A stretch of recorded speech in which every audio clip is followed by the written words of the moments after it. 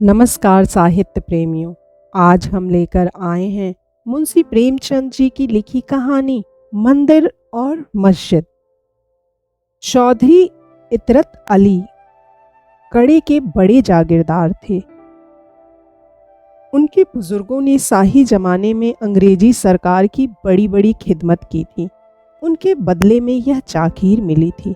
अपने सुप्रबंधन से उन्होंने अपनी मिल्कियत और भी बढ़ा ली थी और अब इस इलाके में उनसे ज़्यादा धनी मानी कोई आदमी ना था। अंग्रेज हुक्काम जब इलाके में दौरा करने जाते तो चौधरी साहब की मिजाज पुरसी के लिए जरूर आते थे, मगर चौधरी साहब खुद किसी हकीम को सलाम करने ना जाते, चाहे वह कमिश्नर ही क्यों ना हो। उन्होंने कचहरियों में ना जाने का व्रत सा कर लिया था। किसी इजलास दरबार में भी ना जाते थे।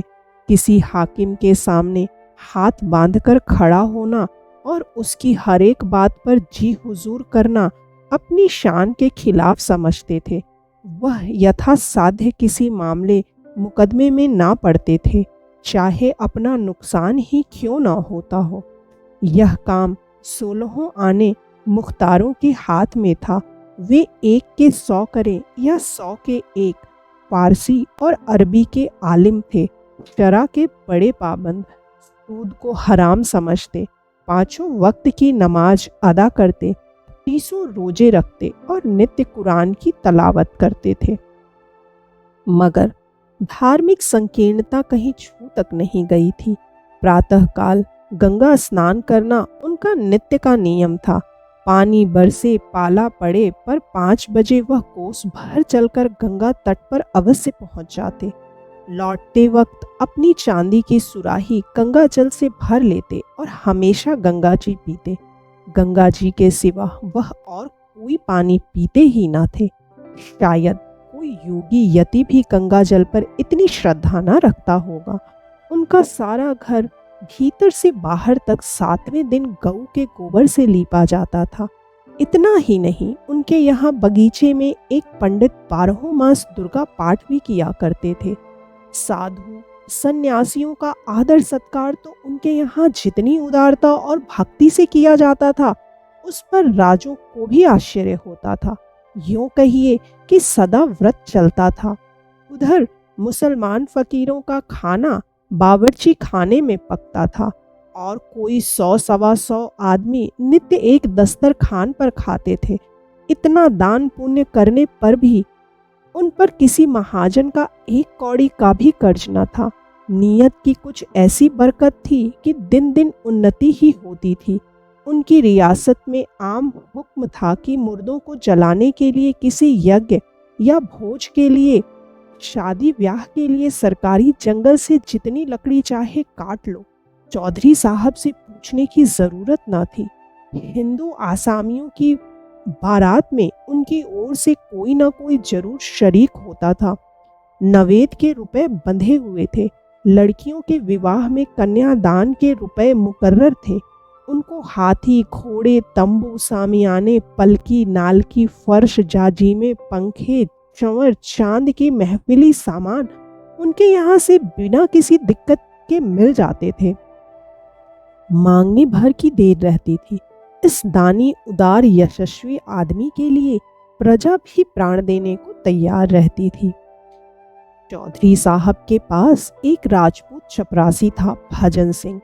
पूरे 6 फुट का जवान था, चौड़ा सीना, बाने का लठैत, सैकड़ों के बीच से मारकर निकले आने वाला उसे भय तो छू भी नहीं गया था। चौधरी साहब को उस पर असीम विश्वास था। यहाँ तक कि हज करने गए तो उसे भी साथ लेते गए थे। उनके दुश्मनों की कमी ना थी। आसपास के सभी जमींदार उनकी शक्ति और कीर्ति से जलते थे। चौधरी साहब के खौफ के मारे वे अपने आसामियों पर मनमाना अत्याचार न कर सकते थे, क्योंकि वह निर्बलों का पक्ष लेने के लिए सदा तैयार रहते थे। लेकिन भजन सिंह साथ हो तो उन्हें दुश्मन के द्वार पर भी सोने में कोई शंका न थी। कई बार ऐसा हुआ कि दुश्मनों ने उन्हें घेर लिया और भजन सिंह अकेला जान पर खेलकर उन्हें बेदाग निकाल लाया। ऐसा आग में कूद पड़ने वाला आदमी भी किसी ने कम देखा होगा। वह कहीं बाहर जाता तो जब तक खैरियत से घर न पहुंच जाए, चौधरी साहब को शंका बनी रहती थी कि कहीं किसी से लड़ ना बैठा हो।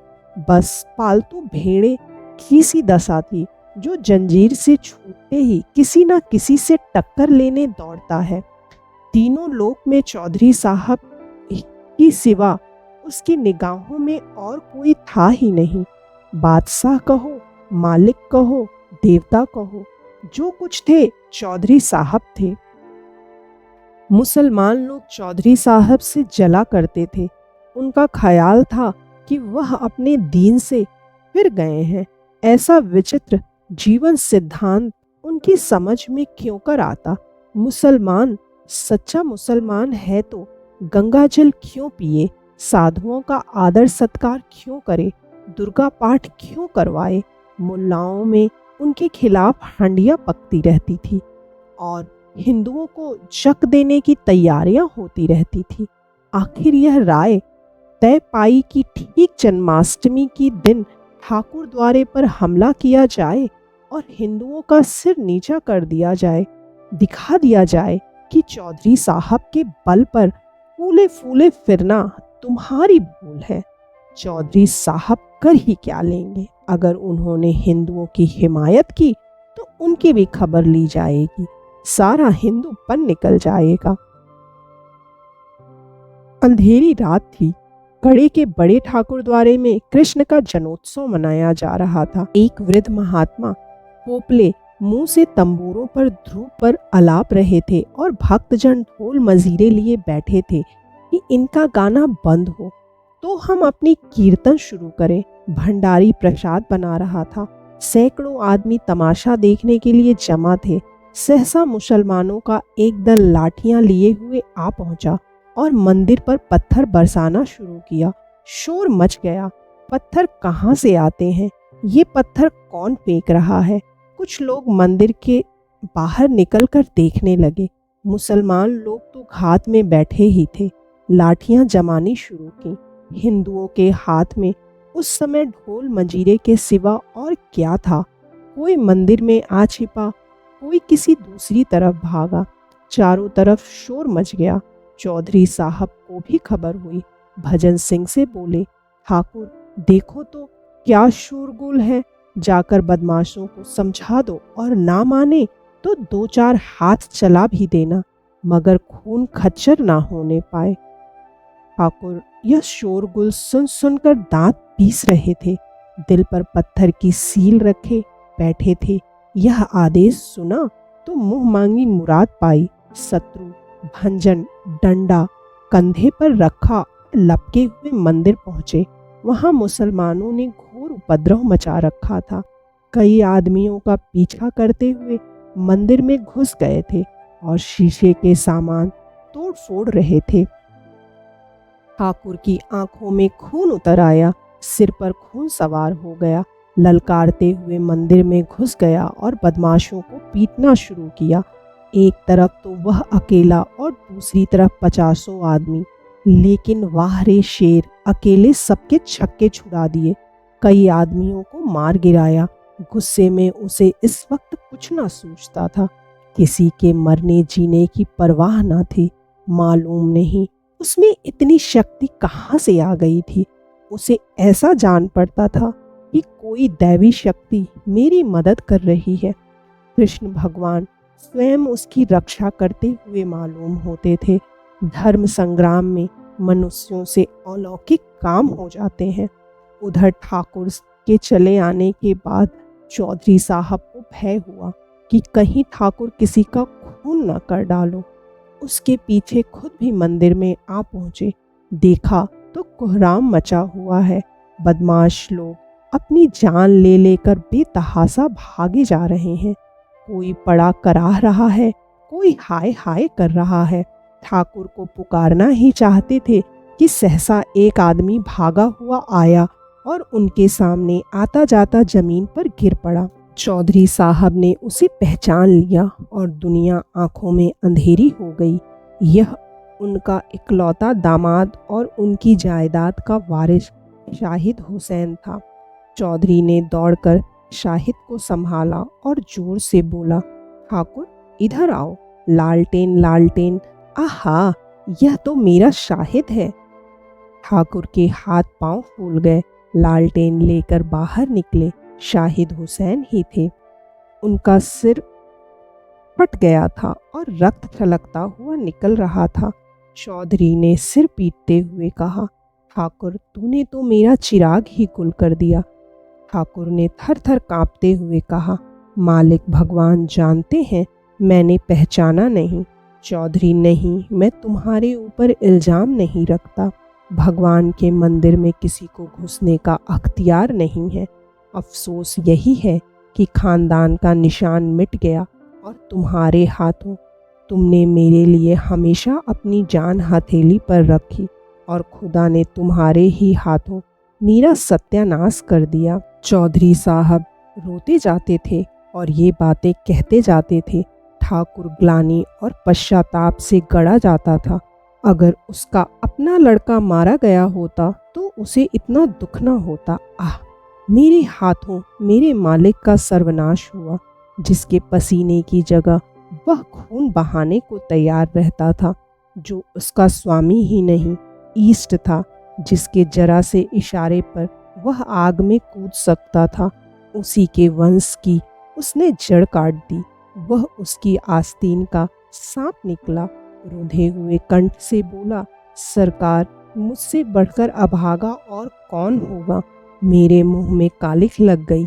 यह कहते कहते ठाकुर ने कमर से छुरा निकाल लिया। वह अपनी छाती में छुरा घोंप कर कालीमा को रक्त से धोना ही चाहते थे कि चौधरी साहब ने लपक कर छुरा उनके हाथों से छीन लिया और बोले, क्या करते हो, होश संभालो, ये तकदीर के करिश्मे हैं, इसमें तुम्हारा कोई कसूर नहीं। खुदा को जो मंजूर था वह हुआ। मैं अगर खुद शैतान के बहकावे में आकर मंदिर में घुसता और देवता की तौहीन करता और तुम मुझे पहचान कर भी कत्ल कर देते तो मैं अपना खून माफ कर देता। किसी के दीन की तौहीन करने से बड़ा और कोई गुनाह नहीं है।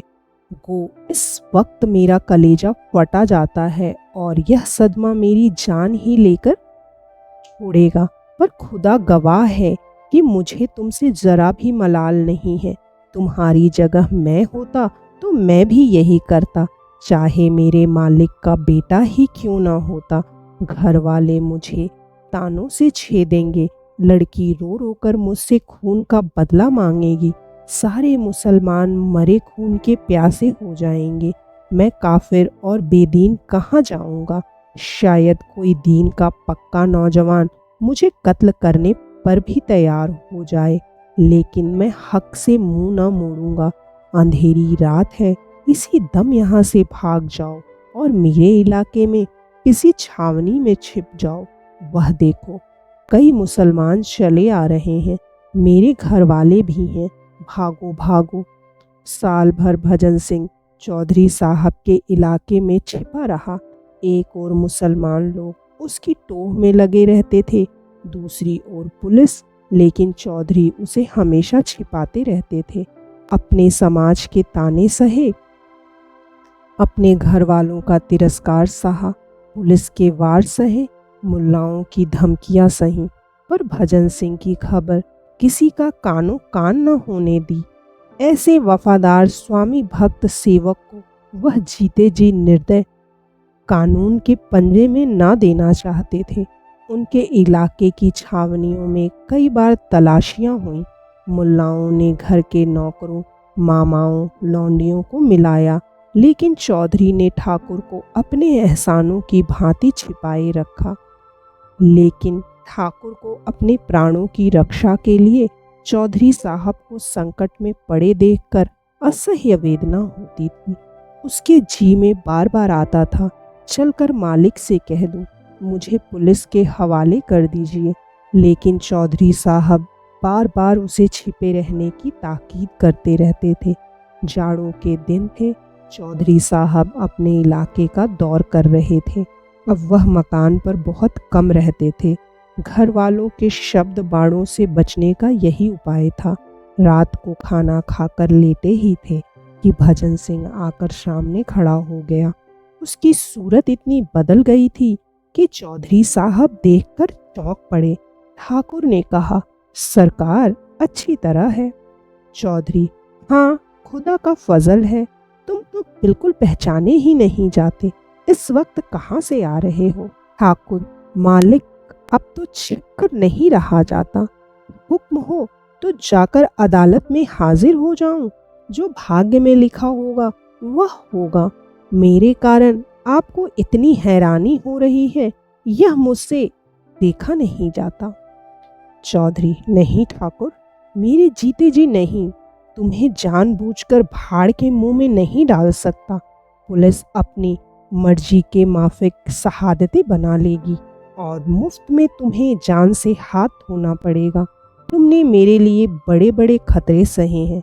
अगर मैं तुम्हारे लिए इतना भी ना कर सकूं तो मुझसे कुछ मत कहना। ठाकुर, कहीं किसी ने सरकार। चौधरी, इसका बिल्कुल कम ना करो। जब तक खुदा को मंजूर ना होगा कोई मेरा बाल भी बांका नहीं कर सकता। तुम अब जाओ, यहाँ ठहरना खतरनाक है। ठाकुर, सुनता हूँ लोगों ने आपसे मिलना जुलना छोड़ दिया है।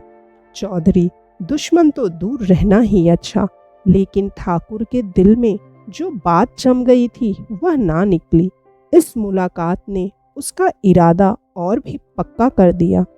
इन्हें मेरे कारण यूं मारे मारे फिरना पड़ रहा है।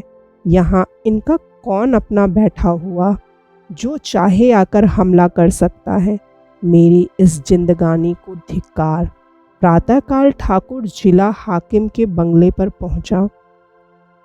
साहब ने पूछा, तुम अब तक चौधरी के कहने से छिपा था? ठाकुर, नहीं हुजूर, अपनी जान के खौफ से। चौधरी साहब ने यह खबर सुनी तो सन्नाटे में आ गए। अब क्या हो? अगर मुकदमे की पैरवी ना की गई तो ठाकुर का बचना मुश्किल है। पैरवी करते हैं तो इस्लामी दुनिया में तहलका पड़ जाता है। चारों तरफ से फतवे निकलने लगेंगे। उधर मुसलमानों ने ठान ली कि इसे फांसी दिलाकर ही छोड़ेंगे। आपस में चंदा किया। मुल्लाओं ने मस्जिद में चंदे की अपील की। द्वार द्वार झोली बांधकर घूमे। इस पर कौमी मुकदमे का रंग चढ़ाया गया। मुसलमान वकीलों को नाम लूटने का मौका मिला। आसपास के जिले में लोग जिहाद में शरीक होने के लिए आने लगे। चौधरी साहब ने भी पैरवी करने का निश्चय किया, चाहे कितनी ही आफतें क्यों न सिर पर आ पड़े। ठाकुर उन्हें इंसाफ की निगाह में बेकसूर मालूम होता था और बेकसूर की रक्षा करने में उन्हें किसी का खौफ न था। घर से निकल खड़े हुए और शहर में जाकर डेरा जमा लिया। 6 महीने तक चौधरी साहब ने जान लड़ाकर मुकदमे की पैरवी की। पानी की तरह रुपए बहाए, आंधी की तरह दौड़े। वह सब किया जो जिंदगी में कभी न किया था और ना पीछे कभी किया। अहलकारों की खुशामदे की, वकीलों के नाज उठाए, हकीमों को नजरें दी और ठाकुर को छुड़ा लिया। सारे इलाके में धूम मच गई। जिसने सुना दंग रह गए। इसे कहते हैं सराफत। अपने नौकर को फांसी से उतार लिया, लेकिन सांप्रदायिक द्वेष ने इस सत्य कार्य को और ही आंखों से देखा। मुसलमान झल्लाए, हिंदुओं ने बगले बजाई। मुसलमान समझे इनकी रही सही मुसलमानी भी गायब हो गई। हिंदुओं ने ख्याल किया अब इनकी शुद्धि कर लेनी चाहिए। इसका मौका आ गया। मुल्लाओं ने जोर जोर से तबलीग की हाँक लगानी शुरू की। हिंदुओं ने भी संगठन का झंडा उठाया। मुसलमानों की मुसलमानी जाग उठी और हिंदुओं का हिंदुत्व। ठाकुर के कदम भी इस रेले में उखड़ गए। मनचले थे ही हिंदुओं के मुखिया बन बैठे। जिंदगी में कभी एक लोटा जल तक शिव को न चढ़ाया था, अब देवी देवताओं के नाम पर लट चलाने के लिए उद्धत हो गए। शुद्धि करने को कोई मुसलमान ना मिला तो 2-1 चमारों ही की शुद्धि कर डाली। चौधरी साहब के दूसरे नौकरों पर भी असर पड़ा। जो मुसलमान कभी मस्जिद के सामने खड़े ना होते थे वे पांचों वक्त की नमाज अदा करने लगे। जो हिंदू कभी मंदिरों में झांकते ना थे वे दोनों वक्त संध्या करने लगे। बस्ती में हिंदुओं की संख्या अधिक थी, उस पर ठाकुर भजन सिंह बने उनके मुखिया, जिनकी लाठी का लोह सब मानते थे। पहले मुसलमान संख्या में कम होने पर भी उन पर गालिब रहते थे क्योंकि वे संगठित ना थे, लेकिन अब वे संगठित हो गए थे। मुट्ठी भर मुसलमान उनके सामने क्या ठहरते। एक साल और गुजर गया, फिर जन्माष्टमी का उत्सव आया। हिंदुओं को अभी तक अपनी हार न भूली थी। गुप्त रूप से बराबर तैयारियां होती रहीं। आज प्रातः काल ही से भक्त लोग मंदिर में जमा होने लगे। सबके हाथों में लाठियां थीं। कितने ही आदमियों ने कमर में छुरे छिपा लिए थे। छेड़कर लड़ने की राय पक्की हो गई थी। पहले कभी इस उत्सव में जुलूस न निकला था, आज धूमधाम से जुलूस भी निकलने की ठहरी। दीपक जल चुके थे, मस्जिदों में शाम की नमाज होने लगी थी। जुलूस निकला, हाथी घोड़े झंडे झंडियाँ बाजे गाजे सब साथ थे। आगे आगे भजन सिंह अपने अखाड़े के पट्टों को लिए अकड़ते चले जाते थे। जामा मस्जिद सामने दिखाई दी, पट्टों ने लाठियां संभाली। सब लोग सतर्क हो गए। जो लोग इधर उधर बिखरे हुए थे आकर सिमट गए। आपस में कुछ कानाफूसी हुई, बाजे और जोर से बजने लगे। जय जयकार की ध्वनि और जोर से उठने लगी। जुलूस मस्जिद के सामने आ पहुंचा। सहसा एक मुसलमान ने मस्जिद से निकलकर कहा, नमाज का वक्त है, बाजे बंद कर दो।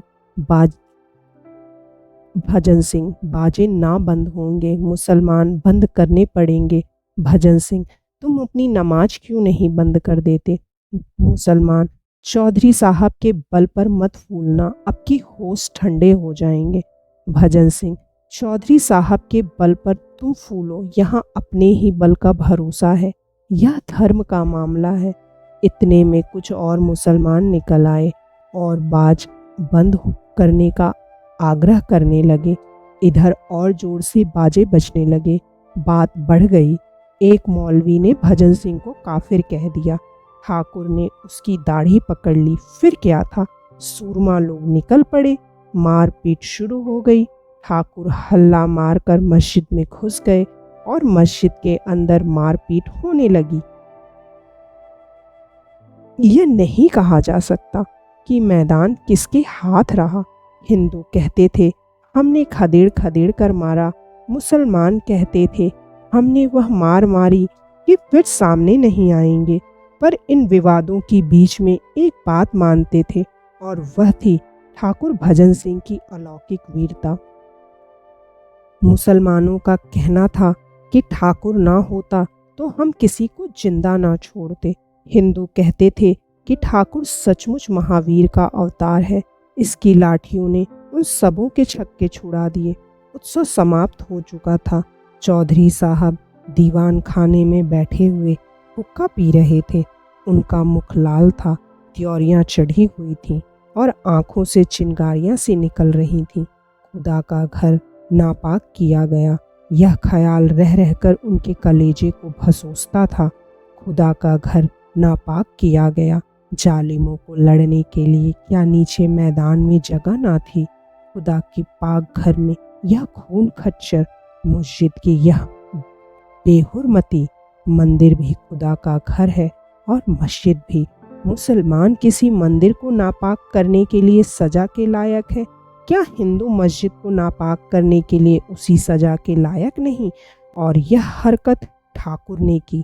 इसी कसूर के लिए तो उसने मेरे दामाद को कत्ल किया। मुझे मालूम होता है कि उसके हाथों ऐसा फेल होगा तो उसे फांसी पर चढ़ने देता। क्यों उसके लिए इतना हैरान, इतना बदनाम, इतना जेरबार होता? ठाकुर मेरा वफादार नौकर है। उसने 12 मेरी जान बचाई। मेरे पसीने की जगह खून बहाने को तैयार रहता है, लेकिन आज उसने खुदा के घर को नापाक किया है और उसे इसकी सजा मिलनी चाहिए।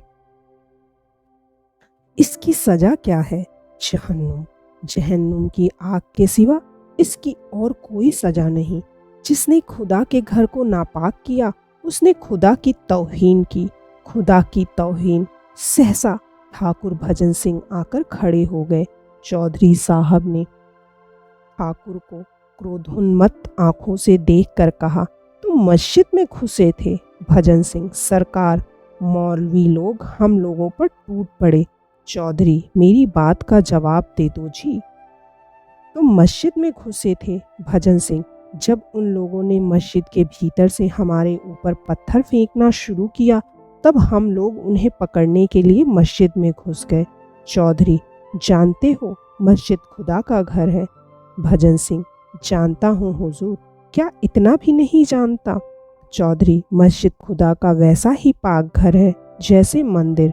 भजन सिंह ने इसका कुछ जवाब न दिया। चौधरी, अगर कोई मुसलमान मंदिर को नापाक करने के लिए गर्दन जदनी है तो हिंदू भी मस्जिद को नापाक करने के लिए गर्दन जदनी है। भजन सिंह इसका भी कुछ जवाब ना दे सका। उसने चौधरी साहब को कभी इतने गुस्से में ना देखा था। चौधरी, तुमने मेरे दामाद को कत्ल किया और मैंने तुम्हारी पैरवी की। जानते हो क्यों? इसलिए कि मैं अपने दामाद को उस सज़ा के लायक समझता था जो तुमने उसे दी। अगर तुमने मेरे बेटे को या मुझे को उस कसूर के लिए मार डाला होता तो मैं तुमसे खून का बदला ना मांगता। वही कसूर आज तुमने किया है। अगर किसी मुसलमान ने मस्जिद में तुम्हें जहन्नुम में पहुंचा दिया होता तो मुझे सच्ची खुशी होती, लेकिन तुम बेहयाओं की तरह वहां से बचकर निकल आए। क्या तुम समझते हो खुदा तुम्हें इस फेल की सजा ना देगा? खुदा का हुक्म है कि जो उसकी तौहीन करे उसकी गर्दन मार देनी चाहिए। यह हर एक मुसलमान का फर्ज है। चोर अगर सजा ना पावे तो क्या वह चोर नहीं है? तुम मानते हो या नहीं कि तुमने खुदा की तौहीन की? ठाकुर इस अपराध से इनकार ना कर सके। चौधरी साहब के सत्संग ने हठधर्मी को दूर किए कर दिया था। बोले, हाँ साहब, यह कसूर तो हो गया। चौधरी, इसकी जो सजा तुम दे चुके हो वह सजा खुद लेने के लिए तैयार हो। ठाकुर, मैंने जानबूझकर तो दूल्हा मियाँ को नहीं मारा था। चौधरी, तुमने ना मारा होता तो मैं अपने हाथों से मारता। समझ गए? अब मैं तुमसे खुदा की तौहीन का बदला लूँगा। बोलो, मेरे हाथों चाहते हो या अदालत के हाथों? अदालत से कुछ दिनों के लिए सजा पा जाओगे। मैं कत्ल करूँगा। तुम मेरे दोस्त हो, मुझे तुमसे मुतलक कीना नहीं है। मेरे दिल को कितना रंज है यह खुदा के सिवा और कोई नहीं जानता, लेकिन मैं तुम्हें कत्ल करूँगा। मेरे दीन का यह हुक्म है। यह कहते हुए चौधरी साहब तलवार लेकर ठाकुर के सामने खड़े हो गए। विचित्र दृश्य था। एक बूढ़ा आदमी, सिर के बाल पके, कमर झुकी, तलवार लिए एक देव के सामने खड़ा था। ठाकुर लाठी के एक ही वार से उनका काम तमाम कर सकता था, लेकिन उसने सिर झुका दिया। चौधरी के प्रति उसका रोम रोम में श्रद्धा थी। चौधरी साहब अपने दीन के इतने पक्के हैं इसकी उसने कभी कल्पना तक ना की थी। उसे शायद धोखा हो गया था कि यह दिल से हिंदू है। जिस स्वामी ने उसे फांसी से उतार लिया उसके प्रति हिंसा या प्रतिकार का भाव उसके मन में क्यों कर आता? वह दिलेर था और दिलेरों की भांति निष्कपट था। उसे इस समय क्रोध न था, पश्चाताप था। दीन कहता था मारो, सज्जनता कहती थी छोड़ो। दीन और धर्म में संघर्ष हो रहा था। ठाकुर ने चौधरी का असमंजस देखा, गदगद कंठ से बोला, मालिक, आपकी दया मुझ पर हाथ ना उठाने देगी। अपने पाले हुए सेवक को आप मार नहीं सकते, लेकिन यह सिर आपका है। आपने इसे बचाया था, आप इसे ले सकते हैं। यह मेरे पास आपकी अमानत थी, वह अमानत आपको मिल जाएगी। सवेरे मेरे घर किसी को भेजकर मंगवा लीजिएगा। यहाँ दूंगा तो उपद्रव खड़ा हो जाएगा। घर पर कौन जाएगा? किसने मारा? जो भूल चूक हुई हो क्षमा कीजिए, यह कहता हुआ ठाकुर वहां से चला गया। यदि इस प्रस्तुति ने आपके हृदय को स्पर्श किया हो तो कृपया इस वीडियो को लाइक करें, शेयर करें और साहित्य सागर चैनल को सब्सक्राइब करना